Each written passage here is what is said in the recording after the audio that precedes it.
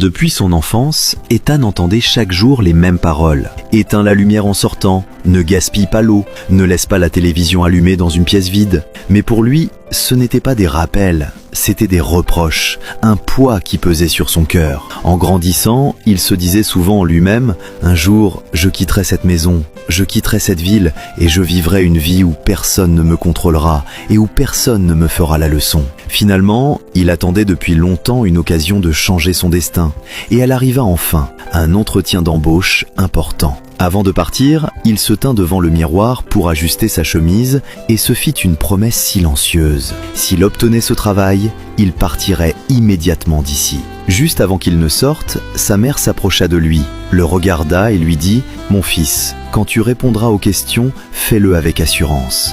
Même si tu ne connais pas la réponse, ne doute jamais de toi. » Ethan écouta ces mots, puis s'en alla. Il n'avait absolument aucune idée que ces paroles allaient changer sa vie. Lorsqu'il arriva devant l'immeuble de l'entreprise, Ethan remarqua qu'il n'y avait personne à l'entrée, mais que la grande porte était restée ouverte. Il hésita un instant, puis la referma naturellement. En avançant, il aperçut un jardin. Les fleurs étaient belles, mais il était évident qu'elles avaient été négligées. Un tuyau d'arrosage à côté était resté ouvert et l'eau s'écoulait inutilement. Ethan le prit alors pour arroser les fleurs et les plantes desséchées.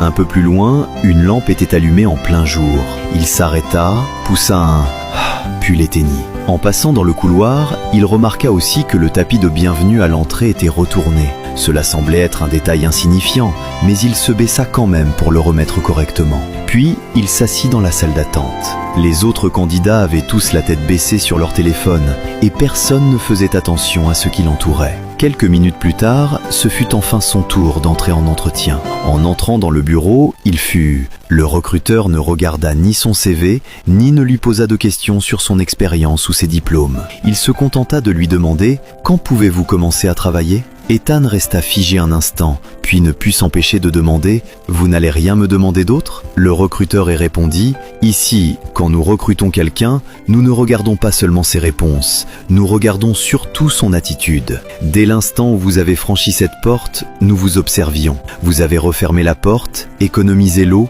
éteint une lumière qui n'avait pas à être allumée et remis le tapis en place. Tout le monde a vu ces choses, mais personne n'a rien fait. Vous êtes le seul à l'avoir fait. C'est pour cela que ce poste est à vous. » À cet instant, les yeux d'Ethan devinrent rouges. Il comprit enfin que ces années de paroles qu'il avait tant détestées n'avaient jamais été des reproches. C'était, petit à petit, la manière dont sa mère lui avait appris les bonnes manières et le sens de la mesure. Toutes ces petites choses qu'il trouvait autrefois agaçantes étaient finalement devenues les clés qui lui avaient ouvert